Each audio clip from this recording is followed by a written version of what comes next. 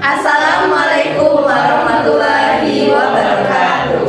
Halo semuanya. Perkenalkan, kami dari kelompok 3 yaitu kelompok perkembangan ASEAN. Di sini kami akan menampilkan video dari hasil diskusi kami. Sebelumnya, perkenalkan beberapa anggota yang ada di kelompok kami. Saya Isra Nadini Putri dan rekan saya Bunga Naswa Salsabila. Saya Prina Darwanti. Saya Tia Siva. Saya Muhammad Robi Kurniadi. Saya Edi Mardiana. Yuk, mari saksikan video kami. ASEAN adalah organisasi yang dibentuk oleh negara-negara di Asia Tenggara yang tidak membedakan sistem politik dan ideologi. Ide dasar pembentukan ASEAN adalah kerjasama ekonomi, sosial, dan budaya. Akan tetapi, dalam perkembangannya, organisasi ini bertekad menjamin stabilitas dan keamanan tanpa campur tangan bangsa asing. Berdirinya ASEAN dilatar belakangi dengan adanya persamaan antara negara-negara Asia Tenggara. Berikut persamaan-persamaan anggota ASEAN tersebut. Yang pertama, persamaan letak geografis di kawasan Asia Tenggara. Yang kedua, persamaan budaya, yakni budaya Melayu, Austronesia. Yang ketiga, persamaan nasib dalam sejarahnya, yaitu sama-sama sebagai negara bekas dijajah oleh bangsa asing. Yang keempat, persamaan kepentingan untuk menjalin hubungan dan kerjasama di bidang ekonomi, sosial, dan budaya. Sejarah berdirinya ASEAN. Sebelum berdiri ASEAN, ada dua organisasi yang mengantarkan pembentukan ASEAN. Kedua organisasi tersebut adalah ASA dan Mapipindo. Pertama, ASA atau Association of Southwest Asia yang dibentuk berdasarkan Deklarasi Bangkok pada tahun 1961. Adapun negara antara lain ada Malaysia, Thailand, Filipina, dan yang kedua Mapipindo yang beranggotakan negara Malaysia, Filipina, dan Indonesia pada tahun 1963 yang berdiri di tengah Deklarasi Inggris yang kurang memuaskan Indonesia dan Filipina mengenai pembangunan Kalimantan Utara ke dalam Malaysia.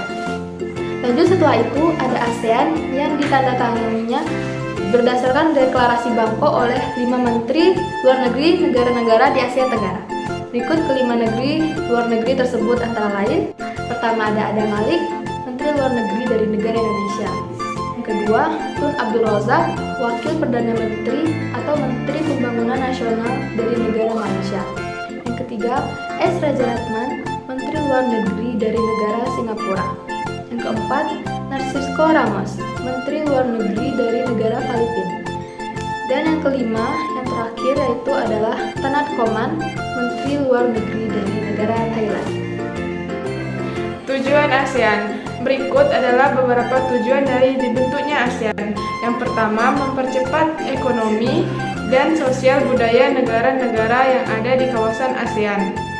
Yang kedua, meningkatkan perdamaian dan stabilitas regional. Ketiga, meningkatkan kerjasama antar negara-negara yang ada di kawasan ASEAN. Mereka saling membantu baik di bidang ekonomi, sosial budaya, teknik, ilmu pengetahuan, dan administrasi. Yang keempat, bekerja sama dalam meningkatkan pertanian dan industri, perluasan perdagangan, penyempurnaan fasilitas komunikasi, dan meningkatkan taraf hidup masyarakat di masing-masing negara yang ada di ASEAN. Yang kelima, meningkatkan pengkajian wilayah yang ada di Asia Tenggara. Dan yang terakhir, memelihara kerjasama yang sangat erat dan berguna dengan organisasi internasional dan regional lainnya. Peran Indonesia di ASEAN. Indonesia menunjukkan peran aktif dalam ASEAN sejak masa pembentukan. Indonesia berkeyakinan bahwa Asia Tenggara bisa berkembang menjadi kekuatan regional yang mandiri dan kuat. Peran Indonesia dalam ASEAN dapat disimpulkan sebagai berikut. A. Menjadi salah satu negara yang menggagas lahirnya ASEAN. Wakil Indonesia yang ikut dalam deklarasi Bangkok adalah Menteri Luar Negeri Adam Malik. Pada waktu itu, atas nama Indonesia, Menteri Luar Negeri Adam Malik menjelaskan visi Indonesia untuk membentuk ASEAN. Kawasan Asia Tenggara yang berdiri atas kaki sendiri mampu mempertahankan diri sendiri terhadap pengaruh-pengaruh negatif dari luar kawasan. Visi itu dapat terwujud jika ada kerjasama yang efektif. B. Menganjurkan kerjasama penukaran barang dan jasa. Kerjasama Indonesia dalam bidang ekonomi dengan negara-negara ASEAN lainnya sudah sejak lama dilakukan untuk memperkuat perdagangan dan mendatangkan kemakmuran. Kerjasama dalam bidang ekonomi itu dapat berupa pertukaran barang dan jasa. Adapun peran Indonesia di ASEAN selanjutnya yaitu